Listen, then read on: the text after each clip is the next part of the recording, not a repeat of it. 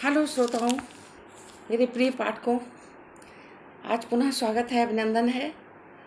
आज हम लोग कथा सम्राट मुंशी प्रेमचंद जी के द्वारा लिखी गई सदगति कहानी सुनेंगे। सदगति कहानी के माध्यम से लेखक ने समाज को यह संदेश दिया है कि समकालीन समाज में जाति पाति के भेद प्रखर रूप से था। ब्राह्मणों का आदर सम्मान होता था और धर्म संस्कार के नाम पे कही जाने वाली जातियों का, जो निम्न जातियां थीं, उनका शोषण होता था, उन पर अत्याचार होता था। इसी ओर ध्यान खींचना लेखक का उद्देश्य है और समाज को जागरूक करना भी लेखक का उद्देश्य है। तो चलिए हम सदगति कहानी को सुनते हैं। आप सब इस पूरी कहानी को अवश्य सुनिए, तभी आपको पता चलेगा कि हमारे समाज में कैसी हृदय विदारक, कैसी मर्मस्पर्शी घटनाएं घटती हैं, जिसको सुन करके हमारे जो शरीर में रोंगटे होते हैं वो खड़े हो जाते हैं। ये आप सुनने के बाद ही पता लगा पाएंगे। तो चलिए आरंभ करते हैं। दुखी चमार द्वार पर झाड़ू लगा रहा था और उसकी पत्नी झुरिया घर को गोबर से लीप रही थी। दोनों अपने अपने काम में फुर्सत पा चुके थे। तब चमारी ने पति से कहा, जाकर पंडित बाबा से कह आओ, ऐसा न हो कहीं चले जाएं। दुखी ने कहा, ठीक है जाता हूँ, पर ये तो सोच वे बैठेंगे किस चीज़ पर। झुरिया बोली, कहीं से खटिया ना मिल जाएगी, ठकुराइने से मांग लाना।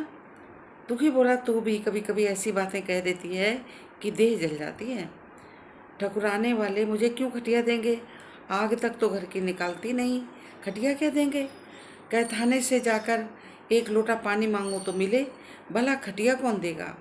हमारे उपले सेंठे भूसा लकड़ी थोड़े ही हैं कि जो चाहे उठा ले जाएं। ला अपनी खटोली धोकर रख दे, गर्मी के दिन हैं, उनके आते आते सूख जाएगी। झुरिया बोली, वह हमारी खटोली पर बैठेंगे ही नहीं, देखते नहीं कितने नेक धर्म के रहते हैं। दुखी ने चिंतित होकर कहा, हाँ ये बात तो है, मछुए के पत्ते तोड़कर पत्तल बना लूँ तो ठीक हो जाए। पत्तल के बड़े बड़े आदमी खाते हैं, वो तो पवित्र है, ला डंडा दे, पत्ते तोड़ लाऊं। झुरिया बोली, पत्तल तो मैं बना लूँगी, तुम जाओ, लेकिन हाँ उन्हें सीधा भी तो देना होगा, अपनी थाली में रख दूँ। दुखी बोला, नहीं झुरिया, ऐसा गजब मत करना, नहीं तो सीधा भी जाए और थाली भी फूटे। बाबा थाली उठाकर पटक देंगे, उनको बड़ी जल्दी गुस्सा आता है। गुस्से में पंडिताइन तक को नहीं छोड़ेंगे। एक बार तो उन्होंने गुस्से में अपने लड़के को का हाथ तोड़ डाला, बेचारा आज तक टूटा हाथ लिए फिरता है। पत्तल में सीधा भी देना, हाँ, मुदा तो छूना मत। झुरी गोड़ की लड़की को लेकर शाह के दुकान से सब चीज़ें ले आना, सीधा भरपूर हो, सेर भर आटा, आधा सेर चावल, पाव भर दाल, आधा पाव घी, नून, हल्दी, पत्तल में एक किनारे 4 आने पैसे रख देना। गोंड की लड़की ना मिले तो भुर्जिन के हाथ पैर जोड़ कर ले जाना। तू मत छूना, नहीं तो गजब हो जाएगा। झुरिया को सारी बातें समझाकर दुखी ने एक लकड़ी उठाई और घास का एक बड़ा गट्ठर लेकर पंडित जी के घर की ओर चल दिया। खाली हाथ पंडित जी की सेवा कैसे जाता, नजराने के लिए उसके पास घास के सिवा कुछ न था क्या। उसे खाली हाथ देखकर पंडित जी दूर से ही धुतकार देते। पंडित घासीराम ईश्वर का परम भक्त थे। सुबह होते ही भगवान की पूजा में लग जाते, मुंह हाथ धोते, 8 बज जाते, तब असली पूजा शुरू होती, जिसका पहला भाग भंग की तैयारी था। उसके बाद आध घंटे चंदन रगड़ते, फिर माथे पर तिलक लगाते, फिर छाती बाहों चंदन की गोल गोल मुद्रिकाएं बनाते, फिर ठाकुर जी की मूर्ति निकालकर उन्हें नहलाते, चंदन लगाते, फूल चढ़ाते, आरती करते, घंटी बजाते। 10 बजते बजते पूजा से उठते और भंग छानकर बाहर आते। तब 2-4 जजमान द्वार पर आ जाते। ईश्वर की उपासना का मतलब फल मिल जाता, यही उनकी खेती थी। आज जब वे अपनी नित्य कर्म से निवृत्त होकर आए तो देखा दुखी चमार घास के गट्ठर लिए हुए दौड़ बैठा है। दुखी उन्हें देखते उठा और चरण छूकर हाथ बांध कर खड़ा हो गया। दुखी देखकर पंडित जी बोले, आज कैसे आना हुआ रे दुखिया? दुखी सिर झुका कर कहा, पंडित जी बिटिया की सगाई कर रहा हूँ, उसी के बारे में आपसे बात करने आया हूँ, कब आओगे? पंडित जी बोले, आज तो मेरे पास समय नहीं है, लेकिन हाँ कल शाम तक आ जाऊँगा। दुखी बोला, नहीं महाराज चलिए, मैंने सारी तैयारी कर रखी है। ये घास कहाँ रखूँ? पंडित जी बोले, गाय के सामने डाल दे, जरा झाड़ू लेकर द्वार तो साफ कर। ये बैठक भी कई दिनों से लिपी नहीं है, उसे भी गोबर से लीप दो। तब तक मैं भोजन कर लूँ, फिर थोड़ा आराम करके चलूँगा। और हाँ, ये लकड़ी भी फाड़ देना। खलिहान में 4 खांची भूसा पड़ा है, उसे उठा लेना, भूसौल में रख देना। दुखी ने फौरन पंडित जी के आदेश का पालन किया था। द्वार में झाड़ू लगाई, बैठक गोबर से लिपा। तब तक 12 बज गए। पंडित जी भोजन करने चले गए। दुखी ने सुबह से कुछ ना खाया था। उसे बहुत भूख लगी थी, लेकिन वहाँ खाने को क्या धरा? घर यहाँ से 1 मील दूर था। वहाँ खाना खाने चला जाए पंडित जी बिगड़ जाएंगे। बेचारे ने भूख दबाई और लकड़ी फाड़ने लगा। लकड़ी की मोटी सी गांठ थी, जिस पर पहले ही कितने भक्तों पर जोर लगाया जा चुका था। वह उसी दमखम के साथ लोहा लेने के लिए तैयार थी। दुखी घास छीलकर बाजार ले जाता। लकड़ी फाड़ने पर उसे अभ्यास न था। घास उसके खुरपे के सामने सिर झुका देती। यहाँ कस कस के कुल्हाड़ी भरपूर लगाता, लेकिन उस गांठ का निशान तक न पड़ता। कुल्हाड़ी उलट गई, पसीने से तर हो गया, हाफता, थक कर बैठ जाता, फिर उठता। आंखों के तले अंधेरा छा रहा था, फिर भी अपना काम किए जाता। सिर में चक्कर आ रहे थे। अगर एक चिलम तंबाकू पीने को मिल जाती तो शायद कुछ ताकत आती। उसने सोचा, यहाँ चिलम और तंबाकू कहाँ मिलेगी? ब्राह्मणों का पूरा है। ब्राह्मण लोग तो पैरों जैसे नीच जातों की तरह तंबाकू थोड़े ही पीते हैं। तभी उसे याद आया कि गांव में एक गोंड रहता है, उसके यहाँ जाकर चिलम तंबाकू होगी। तुरंत उसके घर की ओर दौड़ा। खैर मेहनत फल लाई। उसने तंबाकू भी दिया और चिलम भी, लेकिन आग वहाँ ना थी। दुखी ने कहा, आग की चिंता मत करो भाई, मैं चलता हूँ, पंडित जी के घर मांग लूँगा, वहाँ अभी रसोई बन रही है। ये कहकर वो पंडित जी के घर तरफ चल पड़ा। कुछ ही देर में पंडित जी घर पहुंचकर बरौठे के द्वार पर खड़ा होकर बोला, महाराज जरा सी आग मिल जाए तो चिलम पी लूँ। उस समय पंडित जी भोजन कर रहे थे। तब पंडिताइन ने पूछा, ये कौन आदमी आग मांग रहा है? पंडित जी बोले, अरे ससुरा दुखिया चमार है, थोड़ी सी लकड़ी फाड़ने को कहा था, अगर आग है तो दे दो। पंडिताइन भौवें चढ़ाकर गुस्से में कहा, तुम्हें तो जैसे पोथी पत्रों के फेर में कर्म धर्म किसी की सुध नहीं रही। चमार हो, धोबी हो, पासी हो, मुँह लटकाए घर चला जाए। हिंदू का घर ना हो, कोई सराय हो, उससे कहो चला जाए यहाँ से, नहीं तो उसका मुंह किसी आग से झुलस दूंगी। बड़ा आया आग मांगने। पंडित जी पंडिताइन की बात समझाते हुए, अरे तुम तो खामखा गुस्सा कर रही हो, अंदर आ गया है, क्या हुआ? तुम्हारी कोई चीज़ थोड़ी न छुई, धरती पवित्र है। जरा सी आग क्यों नहीं देती? काम तो हमारा ही कर रहा है। अगर किसी और से लकड़ी फड़वाता तो कम से कम 4 आने लेता। पंडिताइन लाल पीली होकर बोली, वह घर में आया ही क्यों?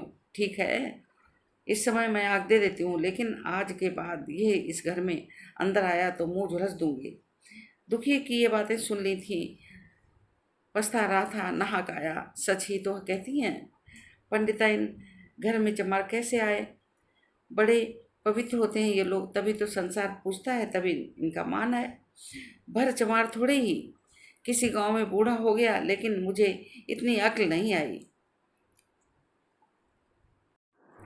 दुखी इसी सोच विचार में डूबा हुआ था कि पंडिताइन आग लेकर निकली तो वह मानो स्वर्ग के वरदान पा गया। उसने दोनों हाथ जोड़कर जमीन पर माथा टेका और बोला, पंडिताइन माता, मुझसे बहुत बड़ी गलती हो गई, घर में चला आया, चमार की अकली ही ठहरी। इतने मूर्ख ना होते तो लात क्यों खाते, मुझे माफ़ कर दो।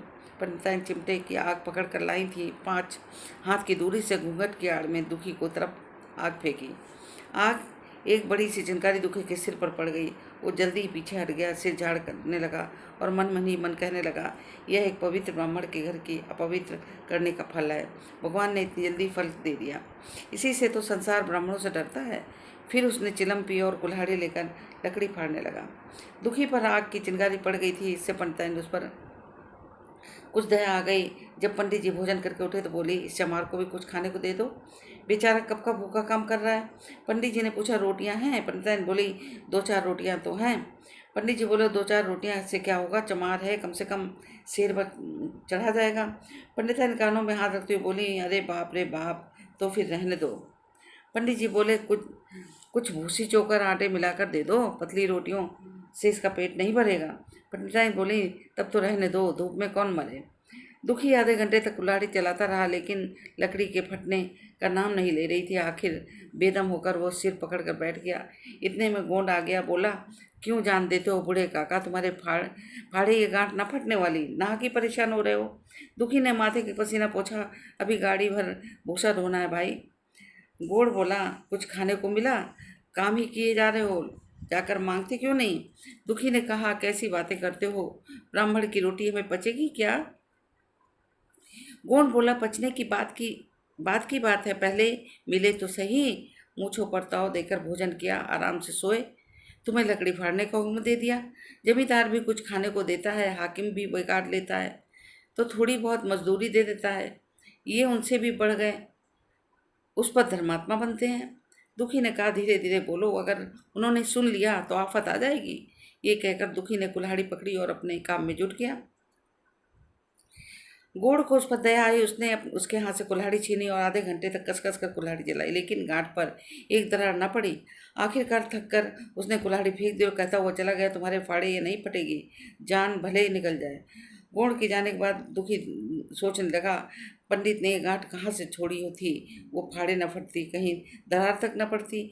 मैं कब तक इसे फाड़ूंगा, अभी घर पर 100 काम पड़े हैं, चलूँ जब तक भूसा ही ले आऊँ, कह दूंगा आज तो लकड़ी नहीं फटी, कल आकर फाड़ दूंगा। ये सोचकर वो झव्वा उठाया और भूसा लेने चला। 4 बजे तक उसने भूसा लाकर भूसौल में डाल दिया। इधर पंडित जी नींद खुली तो हाथ मुँह धोकर खाना खाया और बाहर निकले तो देखा दुखी झव्वे के सिर रखे सो रहा है। जोर से बोला, अरे दुखिया, तो सो रहा है, लकड़ी तो अभी जोगी त्यों पड़ी है, इतनी देर तक तू क्या कर रहा था। मुट्ठी पर भूसा ढोने के सारा दिन बर्बाद कर दिया, उस पर सो रहा है, उठा कुल्हाड़ी और लकड़ी फाड़। दुखी ने कुल्हाड़ी उठाई और बातें पहले से सोच रखी थी, सब भूल गया। भूल के मारे बुरा हाल था, उठना पहाड़ जैसा मालूम हुआ। जी डूबा जाता था, पर दिल का समझा कर उठा। और पंडित हैं, कहीं शायद ठीक न जाने तो फिर सत्यानाश ही हो जाए। तभी संसार में ब्राह्मण इतना नाम है, शायद ही तो का सब खेल है, जिसे चाहे बिगाड़ दें। फिर पंडित जी उसके पास आकर खड़े हो गए। उसका हौसला बढ़ाते हुए कहा, हाँ मार कसके, जोर मार, शाबाश, कसके मार, बस अब फटने वाली है देव उसी दरार में। दुखी होश में न था, न जाने कौन सी गुप्त शक्ति उसके हाथों में चला रही थी। वह थकान, भूख, कमजोरी मानो भूल गया था। उसे अपनी बाहुबल पर स्वयं आश्चर्य हो रहा था। एक एक चोट वज्र की तरह पड़ती। आधे घंटे तक उसी तरह उन्माद की दशा में हाथ चलाता रहा, यहाँ तक लकड़ी बीच में फट गई। तभी अचानक दुखी के हाथ से कुल्हाड़ी छूटकर दूर जा गिरी। उसके हाथ साथ ही वो चक्कर खाकर गिर पड़ा और प्यासा, भूखा, थका उसका शरीर जवाब दे गया। यह देख पंडित जी ने कहा, अभी क्या हो गया, उठ, 2-4 हाथ और लगा। लेकिन दुखी उठ ना सका। तब पंडित जी ने उसे ज़्यादा परेशान करना उचित ना समझा। वे अंदर गए, बाना पहनकर बाहर निकले। दुखी अभी तक वहीं पड़ा था। जोर से पुकार, अरे क्या हुआ, पड़ा क्यों रहेगा क्या, चलो मैं तुम्हारे साथ चल रहा हूँ, सब सामान ठीक ठाक है ना। जब दुखी नहीं उठा तो पंडित जी को शंका हुई। पास जाकर देखा, दुखी अकड़ा पड़ा था। बदहवास होकर पंडिताइन से बोले, अरे सुनो दुखिया, तो ये तो मर गया। पंडिताइन हड़बड़ा कर बोली, कैसे मर गया, अभी अभी तो लकड़ी फाड़ रहा था। पंडित जी घबरा कर बोले, हाँ लकड़ी फाड़ते फाड़ते गिर पड़ा और मर गया। पंडिताइन शांत भाव से बोली, करना क्या है, चमारिन को खबर भेज दो, मुर्दा उठा ले जाए। क्षण भर में ही खबर आग की तरह सारी बस्ती में फैल गई। पूरी बस्ती ब्राह्मणों की थी, केवल एक घर गोंड का था। लोगों ने इधर उधर रास्ता छोड़ दिया, कुएं का रास्ता उधर से ही था। पानी कैसे भरा जाए, चमार की लाश पास से होकर पानी भरने कौन जाए। एक बुढ़िया ने पंडित जी से कहा, अब मुर्दा फिकवाते क्यों नहीं, कोई गांव में पानी पिएगा या नहीं। इधर गोंड ने चमरौने के जाकर सबसे कहा, खबरदार कोई भी मुर्दा उठाने नहीं जाएगा, अभी पुलिस की तहकीकात होगी। दिलगी है, एक गरीब की जान ले ली, पंडित होंगे तो अपने घर की लाश उठाओगे तो तुम भी पकड़े जाओगे। जब चमरौने से कोई भी लाश लेने नहीं आया तो पंडित जी स्वयं वहाँ जाना पड़ा। वहाँ पहुंचकर उन्होंने लोगों से लाश उठाने के लिए कहा, लेकिन चमरौने का कोई भी आदमी लाश उठाने को तैयार नहीं हुआ। पंडित जी ने चमारों को बहुत धमकाया, समझाया, मिन्नतें दी, लेकिन चमारों के दिल पुलिस के रौब छाया हुआ था। एक भी जाने की तैयार ना हुआ। लेकिन हाँ, दुखी की पत्नी और कन्या हाय हाय करती हुई पंडित जी के साथ चलने को तैयार हो गई।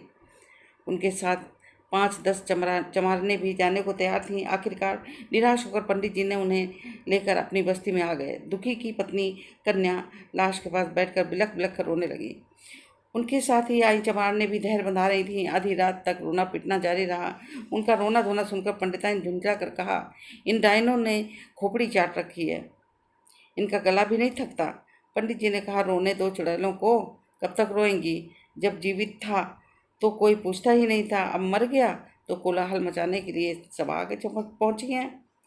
रात तो किसी तरह कटी, लेकिन सवेरे भी कोई चमार नहीं आया। चमारन्य भी रो पीट कर चली गई। लाश से भी कुछ दुर्गंध फैलने लगी। पंडित जी ने एक रस्सी निकाली और उसमें फंदा बनाकर मुर्दे की दोनों टांगें में डाला और फंदे को खींच कर कस दिया। अभी कुछ धुंधला था। पंडित जी ने रस्सी पकड़कर लाश को घसीटना शुरू किया। गांव के बाहर घसीट ले गए। फिर वहां से जाकर तुरंत स्नान किया, दुर्गा पाठ पढ़ा और सारे घर में गंगा जल छिड़का। उधर दुखी की लाश को खेत में गीदड़ और गिद्ध कुत्ते नोच रहे थे। यही जीवन पर्यंत भक्ति सेवा और निष्ठा का पुरस्कार था। यही कहानी का अंत होता है। तो श्रोताओं, सुनकर जो पहले की व्यवस्था थी अब में सुधार है, दिल दहल जाता है। और जो जाति पात का भेदभाव था, जो अपने से कमज़ोर लोगों को दबाते थे, कितनी भयानक स्थिति थी। धन्यवाद, फिर मिलते हैं।